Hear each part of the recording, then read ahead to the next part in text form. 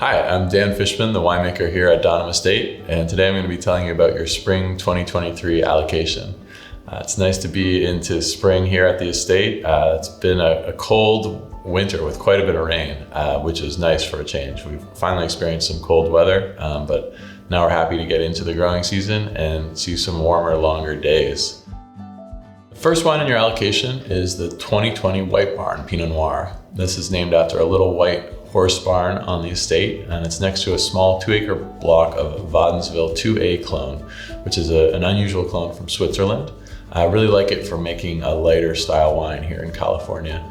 So we picked this a little bit earlier. It's one of our earliest picks, lower sugar. And we also do a significant amount of whole cluster. So in this case, it's 100% whole clusters with the stems included. I really like how that offers a different flavor profile to the wine. Gives it an umami component, a little bit of herbal notes.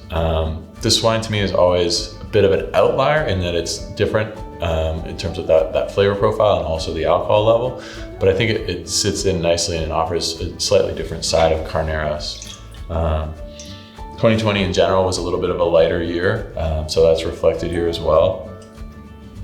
A little bit of blood orange on the nose, definitely that exotic spice.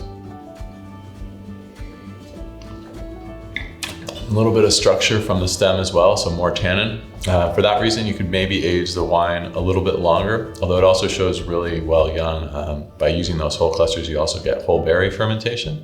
That gives it a really fresh component that shows well young. So this is one that you can check in while the other wines are aging.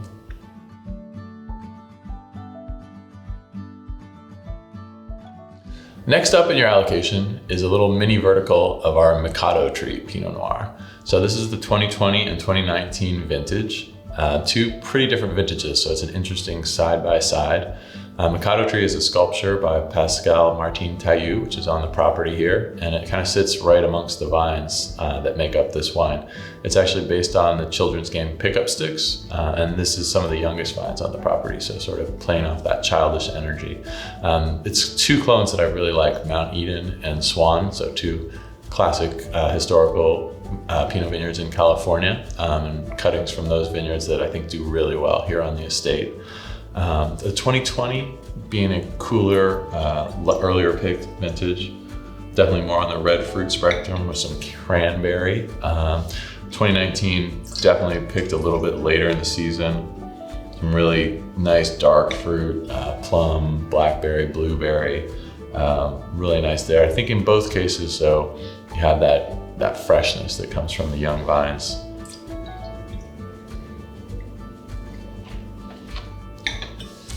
The 2020 just really soft, elegant, definitely a wine that can be drunk in its youth, and then can also age a little bit. I think the 19 will definitely benefit from a little bit more aging. It's got that structure. So a really interesting way to compare two very distinct vintages, and I think a really unique wine in our portfolio. For the last wine in the allocation, we're going back into the library a little bit for the 2018 Anderson Valley Pinot Noir. This is from the Angel Camp Vineyard, a small vineyard at the deep end, which is the north end of Anderson Valley. Up to 9 different clones planted here, so lots of small blocks, and we kind of pick and choose the best little pieces of each for this wine. 2018 was a nice vintage, pretty similar to 2019, but a little bit cooler, so a little bit lighter fruit profile. I think this, now at 5 years of age, is right in its prime drinking window. Tannin has softened a little bit. Still got some really nice iron, floral notes, some sort of subtle red fruit. And I think the palate is just really integrated at this point. So kind of a nice chance to taste a wine that's right in the perfect drinking window.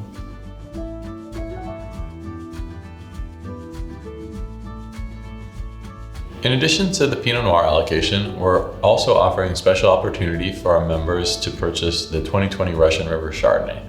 We've only got 2 acres of Chardonnay in the Russian River Valley, so it's a really tiny production wine. I think this is a great site for Chardonnay. The soil is perfect.